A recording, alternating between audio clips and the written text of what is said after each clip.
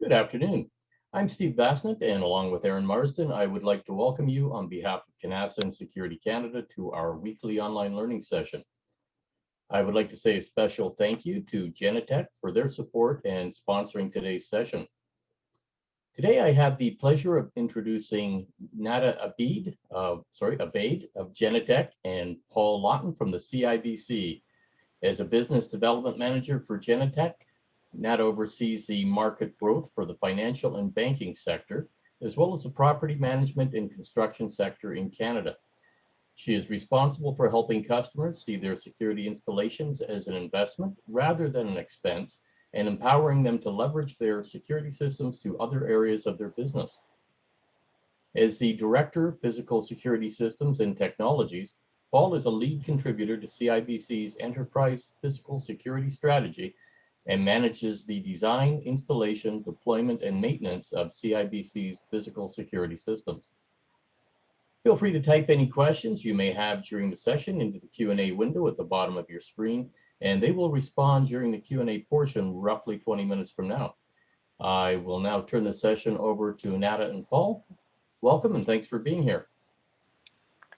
Thank you so much, Steve, for that. And good afternoon, everybody. Thank you all for being here. We're so happy to see you here in such big numbers today. We have a great discussion planned for you today. We're going to take a few moments to look at the financial industry's approach to physical security and the challenges faced due to decisions that were taken many years ago. A lot of the decisions were taken based on network challenges. 20 years ago, fiber and high-capacity networks weren't readily available. As such, the threats were also very different. Obviously, the cybersecurity threat was also very different. So a lot of the system decisions were taken with those realities in mind.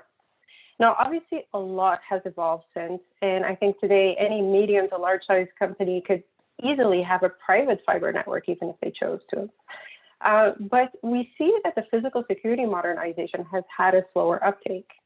So today, we want to take a step back. We want to help you reflect on some of your system decisions, and hopefully give you a few good ideas on next best steps. But first, I do want to introduce our very special guest today, Paul Laughton. Based on my work with Paul, I have absolutely no doubt that with the wealth of experience and knowledge that you will learn something today. But Paul, can you please say a few words to our audience? Absolutely, Nada. Thank you very much for having me today and for the invitation. As Nada said, my name is Paul Laughton. I work for CIBC as the Director of Physical Security Systems and Technologies, where I'm very fortunate to work for a truly global organization that leverages technology, I think, in a lot of smart ways to solve not only business challenges, but of course, security challenges. I'm excited to be here, Nada, and look forward to the conversation. Fantastic. For those who don't know me, my name is Nada Abid. I am the Business Development Manager at Genetec. I'm based in Montreal, Canada. I focus on everything related to critical infrastructure in Canada, obviously, and obviously banking falls straight into that. So we only have about 25 to 30 minutes together today. We're going to do a brief overview of the realities in the financial industry and some of the challenges, but then we will quickly pivot to a Q&A with Paul and explore some of CIBC's journey. So when you analyze the financial industry, there is one common theme, and that theme is silos. It's in the people, in the technology, and in the processes. The reality is it was actually built this way on purpose. We often hear of closed gap networks, and when we look at the financial industry, we see that the closed gap strategy was adopted at large by banks organizationally on purpose. And yet, in 2015, Forbes did release an article stating that the UBS group lost over $30 billion. And when you look at the heart of the issue was silos. It was that inability to connect the dots. So these silos had a direct impact on the choice of systems. When we look at the industry today, there's a mishmash of technology. In any one organization, we will easily find several types of video surveillance systems, access control systems, intrusion systems, and even the technology related to ATM machines. In many cases, even when there is a standard set for one of those technologies, we'll often find disconnected sites. Now think about the ability of connecting the dots, or rather the inability of doing so. So we often see and witness organizations taking siloed system decisions to solve very particular issues, and probably with a thought in mind that integration down the road will be possible. But I want to ask you today, does it make sense to continue to glue systems together, creating an already unsustainable portfolio of systems even more complex? Or perhaps there's benefit in taking that step back and looking at the foundation, perhaps adopting a unified approach to security, and then growing from there. This is where sometimes we will hear, or I shouldn't say sometimes, I should say quite often, we'll hear the challenges related to limited IT resources, or I have cybersecurity concerns. On the flip side, however, we will hear about the challenges related to managing servers over dispersed sites, or the lack of ability in tapping into data in order to take business decisions that are based on intelligence and insight. So with that, this is where I'd like you to invite to think about a cloud-first policy. A cloud-first policy can actually be a game changer. And this is true even if the deployments don't start at 100% cloud. Just the mindset of a cloud-first strategy can be a step in the right direction.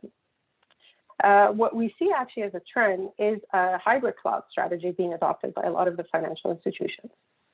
But enough said, I would like to involve Paul back into the conversation, and let's explore CIBC's journey. Welcome again, Paul. Thank you. Fantastic. So listen, I want to kick off this conversation by asking you a question. I spoke about silos.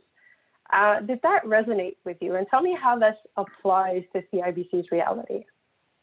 Yeah, it's interesting. I think if you looked at any large organization, there are going to be silos, whether this is in technology, like you pointed out, within the people and the teams that work together, or the processes, and certainly it creates challenges. That being said, I think what I have really seen at CIBC as well as in my career, through the physical security systems lens, is there's been this sort of tradition or almost approach of trying to create a silo within physical security. And personally, I think this comes from this as physical security systems become more and more converged onto the network. I think there's this feel that IT might one day take over and the role of the physical security systems professional might be less and less. And I've actually experienced quite the opposite. I find that the best outcome occurs when there are subject matter experts in all fields. If we're looking at people, and this could be in networking, in information security, in physical security systems, in cybersecurity, and in cloud, like you had mentioned, depending on the type of deployment or approach that you're taking. So ultimately, as these silos come down and people work closer together and we're able to leverage the expertise that these different groups truly offer, I think the outcome, whether it's for a financial institution or any business, is that much more positive and productive. Yeah, so it's all in the art of collaboration, right? So it's sometimes silos are required. The question is, how do you interconnect those silos together for them to work efficiently and collaboratively? But Oh, sorry, absolutely. And I was also just going to say regarding technology as well that you referenced. I mean, when you have different technologies, and I think today we're starting to see the idea of physical security system technology and the desire for the communication connection with more logical security systems. So that, for example, a tamper on a camera that's a logical tamper, someone, for example, trying to brute force attack a camera in order to gain access, could be picked up and communicated to an information security side of a business and ultimately help that physical security system be that much more secure. So certainly. Absolutely. And then obviously being able to detect those trends from site over site and maybe being able to identify that it's, perhaps the same culprit trying to do something similar. So, that's, I'd like to perhaps take a step back and think about some of the business drivers that CIBC considered when taking a new approach in physical security and modernization. Right. Yeah. And right now, I think there are three really big drivers, if I think about it. One, of course, is COVID-19. I think, this even impacts the way that we are hosting this session today. I think if we were a year and a half ago, we would be face to face. All of the individuals who attended today would be in some form of audience. But this trend has allowed us to leverage or force us to leverage technology that much more. And almost overnight, from a security standpoint, prior to COVID, a lot of offices around the world have a large population of staff attending every day. We have eyes on your assets. And as soon as COVID hit and the push for all workers or most workers to work from home, you have to leverage technology that much more in order to monitor and be close to what is happening in your environment. Other trends, of course, is cybersecurity. I think this is a daily topic that you can see events in the news. SolarWinds, of course, being an example of the most recent that had a big impact on the federal government. But it's how do we start to have a strategy? And I think silos and breaking them down is a part of this. How do we make security systems more secure, whether it's a bank or any other global organization? I'd say finally, and this is one that I think the industry is being challenged with more and more, it's this concept of how do we get closer to the customer? And we're gathering all of this data, whether it's from access control doors, video surveillance. How do we start to leverage that data more, get more insight so we can become more of a business enabler while also serving as a risk mitigation tool? I think it's a fantastic point, Paul, because when you think about that, you also want to talk about your internal customers as well as CIBC's external customers. And from an internal customer, let's think about office utilization, right? I think there you could bring value both to the occupier of an office as well as CIBC as an organization. But of course, that extends to the branches and the customers, such as myself, for example, and how we experience the environment. So this ability, I guess, of connectivity, right, and breaking the silos from one system to the other is really what helps you tap into that information. Right. No, totally agree. Well, you spoke about cybersecurity, and obviously for anybody who knows Genetec will know that cybersecurity is, something we hold very dear to our hearts. But, often the debate happens around, what is safer? Is it on-premise or cloud? So just from a general question, what is your opinion on on-premise versus cloud? And this is it's a great question. And we could probably spend this whole 20-minute talk just talking about this challenge or what is better on-prem or cloud. And I think that the real answer here is it depends, and it depends on a number of factors. But it would be hard to argue that the cloud is not becoming a more significant player in how we host systems and manage systems, whether it be security systems or this Zoom call that we're having right now. And I think there's some really good reasons for this. If we look at the cloud, it has benefits like rapid elasticity. And rapid elasticity in the cloud allows us in a traditional on-prem environment, our security system is directly tied to some sort of piece of hardware. In the cloud, when virtualization is so heavily leveraged, and your system could be hosted on a multitude of machines inside one data center or across even a region, if you all of a sudden have an increase in demand, you're able to handle that so much more. So if I have regularly 10 clients, for example, that require requesting video, and then all of a sudden there's a special event or incident, and I require the ability to, let's say, have 150 clients connected. The principle of the cloud and one of the main benefits is the ability to rapidly expand without interaction with the cloud environment and take advantage of this. And I mean, this sort of falls into another nice part about the cloud is this principle of metered service. And whether it's your Apple iTunes store where you're purchasing only 50 gigabytes of storage, or how many clients you connect and the amount of traffic you're flowing, you're really only paying for what you use. And this, just like this rapid elasticity can go up and down. I think this is also a significant benefit. So if we have that same example where, typically I require 10 clients, and then, 6 months later I require 150, I didn't have to build my system initially for that 150. I can start with 10, add 140 as needed, and then potentially even scale back down, all based on business drivers, and what we're trying to achieve as an organization. Of course, there's a number of others that we could discuss, things like ease of management. You get world-class data center providers as expertise to truly host information and to manage this on an organization's behalf, rather than having those resources in-house. Currency, you never have to worry about updating a piece of server hardware again. And I know there's a lot to this, but then to just sort of give true focus to both sides of the coin. When you look at on-prem, there's many that would argue there's a lot of governance challenges. How do you leverage the cloud and still make sure that the standards and baselines and approaches to privacy and data security exist when another organization holds it? Legislative challenges about where does that data sit? Is it in Canada? Is it in the US? And of course, there's contracts and there's audit tools out there that are often leveraged.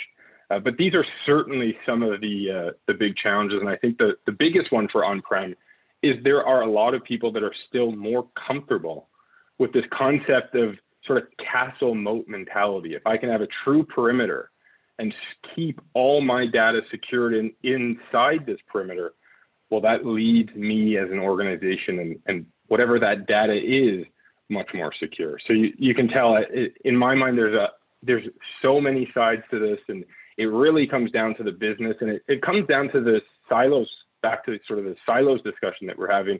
We're having the correct resources.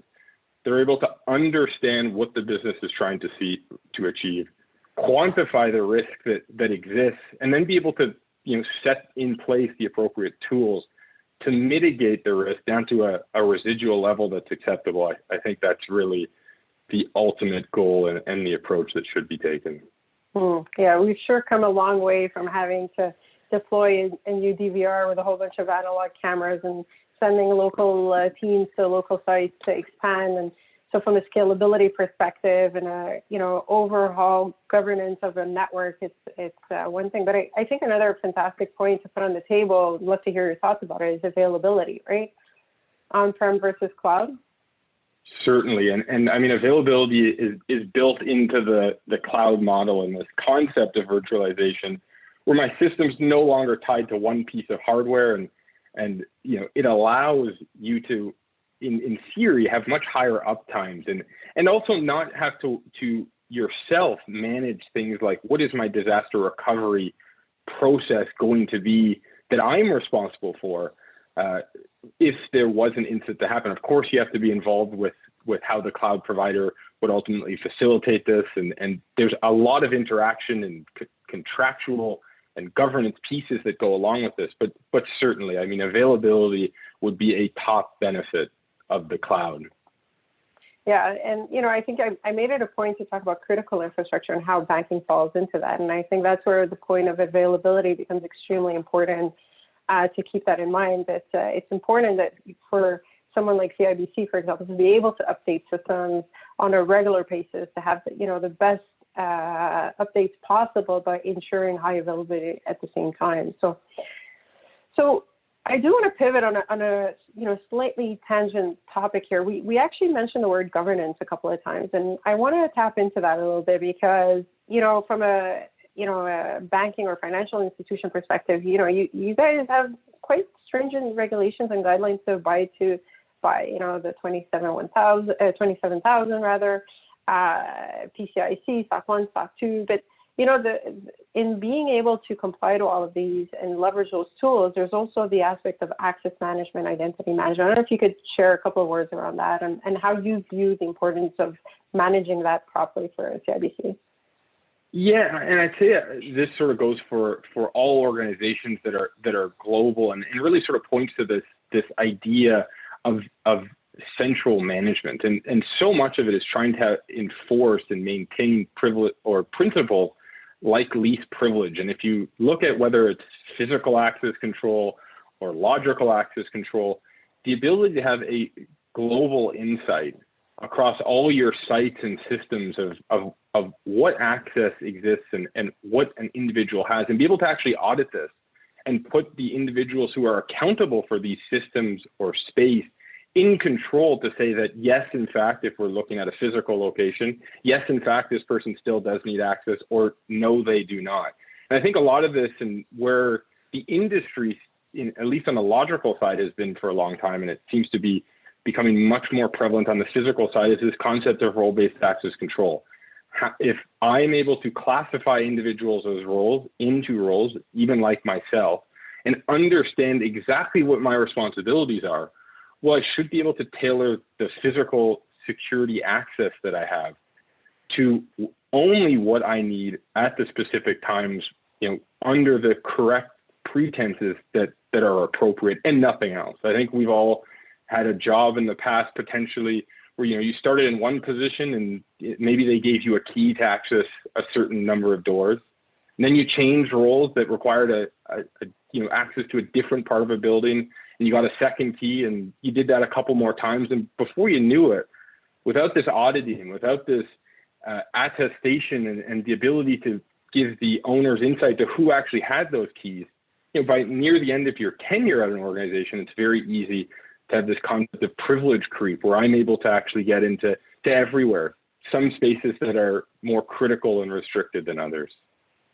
That's I really love that expression, privilege creep. It makes me think of, prior to me joining the security industry, full disclosure, and I probably shouldn't admit this live, but, my access control card, I did it because I had to. I didn't really understand its importance. And the reality of it is that, perimeter security is no longer just physical. It's physical and logical. And being able to manage the two appropriately by being able to scrutinize in the privileges ends up being the only way you could safeguard yourself. So.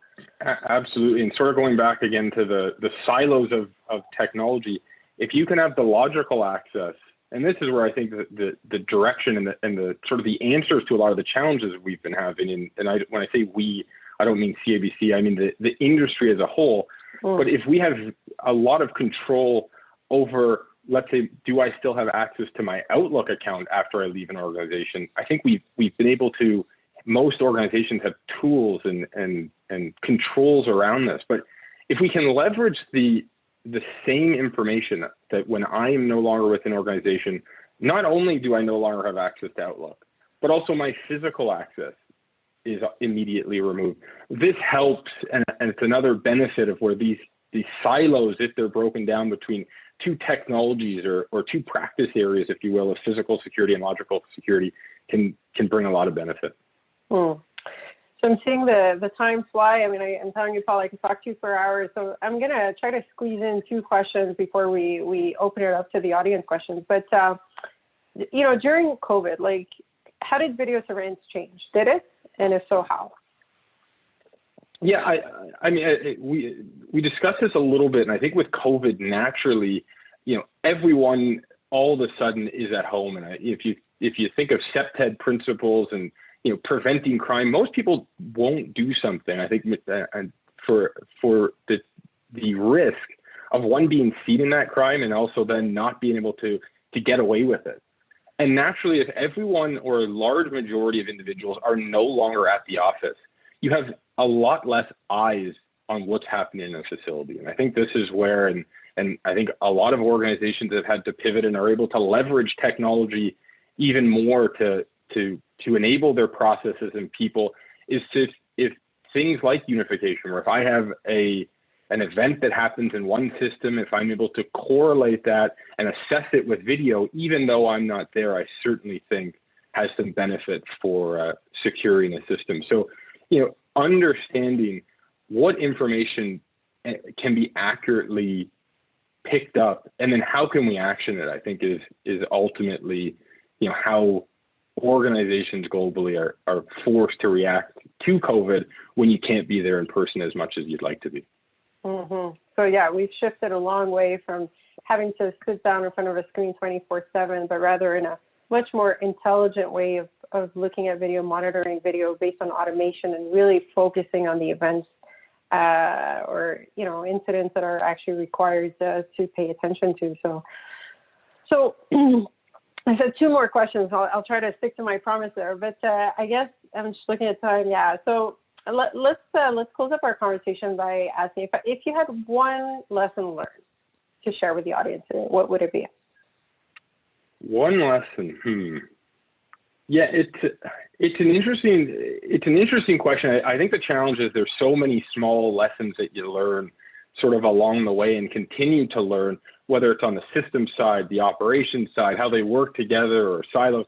But I'd say the general takeaway that I've had is that if you structure the right team, and a lot of this comes down to removing silos, but if you have the right team, and whether that's the correct network resources, information security, physical security subject matter expertise, the business strategic direction, and the leadership to understand and evaluate challenges and take risk-based approach, and you leverage external partners appropriately, whether it be integrators, software developers and vendors like Genetec and the whole gamut of industry offerings.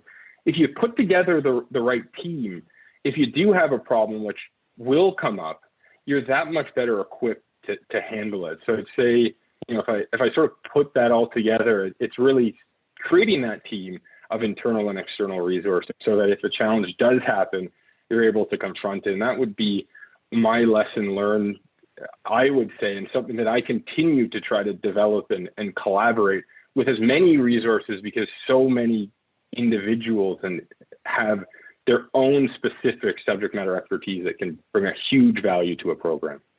Well, that's a fantastic answer, Paul. And, I think we always say that we don't know what the problem of tomorrow will be. And often you have to pick the right technology to help you kind of get there. But I think more importantly, you also need the right partners to be willing to work with you and solve those problems as they come along. So I think that's a great answer. Thank you, Paul. Thank you. So I see that we do have a couple of questions coming in. So Steve, may I ask you to facilitate those for us, please? Yes, thank you. That was a great presentation. So just a reminder, if anybody has any questions, please type them into your Q&A window now at the bottom of your screen. And I will now stumble through the questions. So the first one, how do we balance technology and privacy with all the stakeholders? Yeah, it's such a good question. And I'd say that, this first and foremost usually starts with understanding the data that you have and categorizing it. And I think in our large organizations, there's usually a lot of expertise that are being able to leverage in this. But at least if you've been able to categorize information correctly, then you can start to control it. And then you can start to understand what is the risk if you don't properly protect it and manage it accordingly. And once that's clear, you're able to put in the proper mitigation tools to protect it and store it. So it's certainly a good question.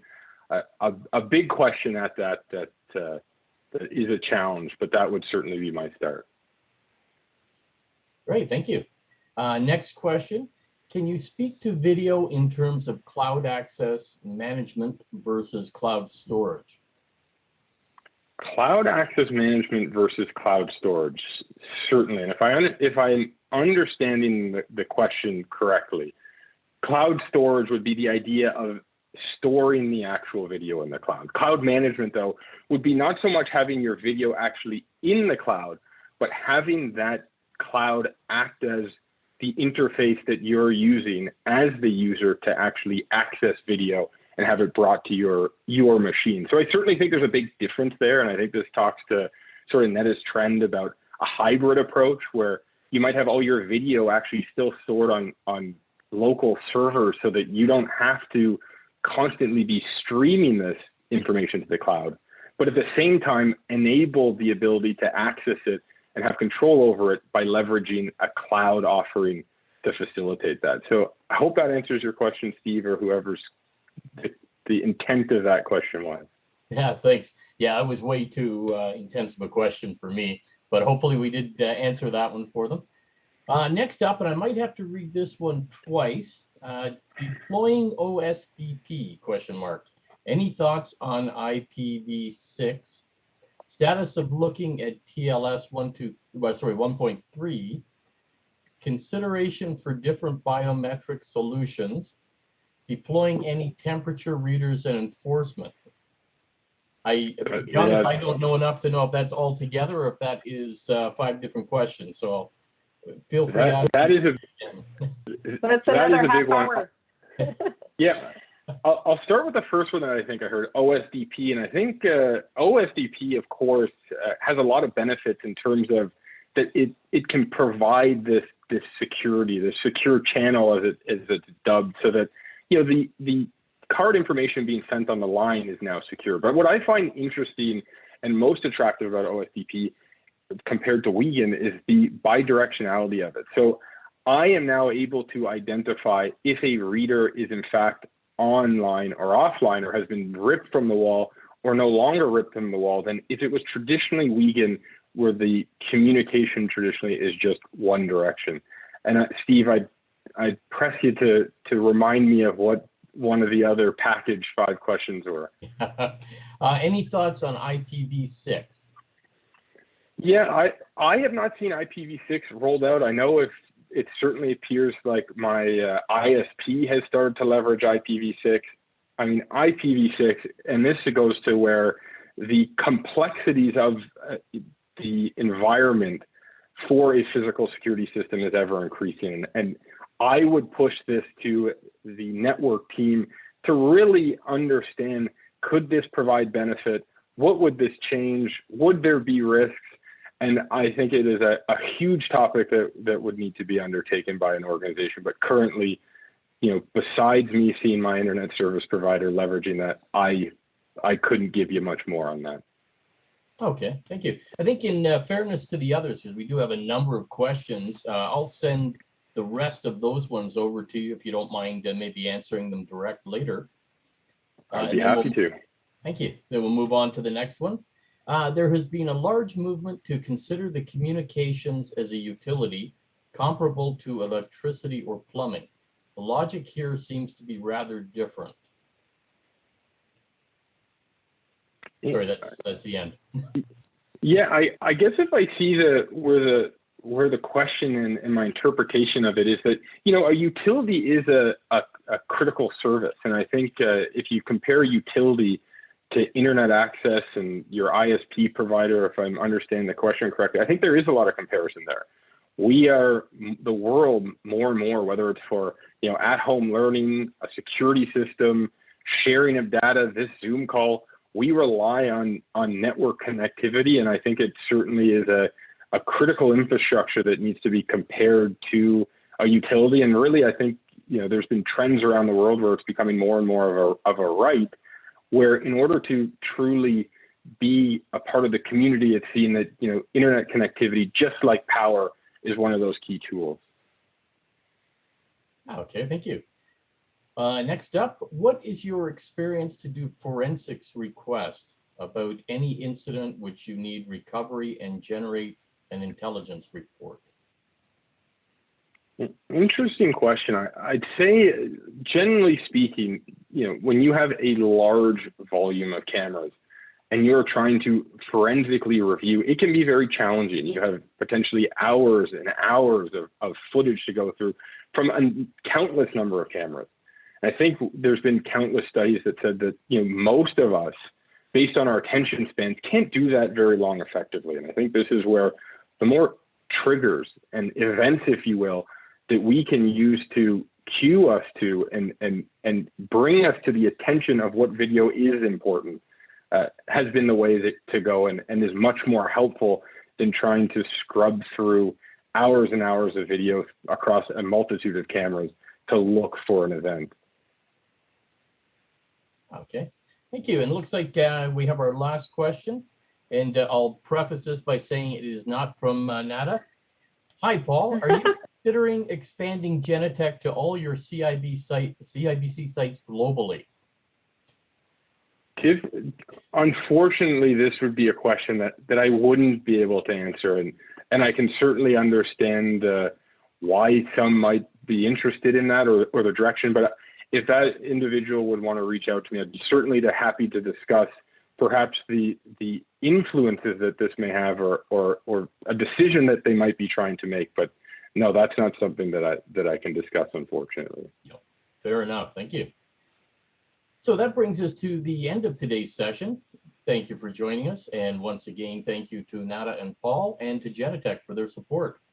At the close of this session, a link to register for next week's session will pop up. Please be sure to register. We look forward to seeing you next week. Until then, be well. Thank Thanks, you. Cyril.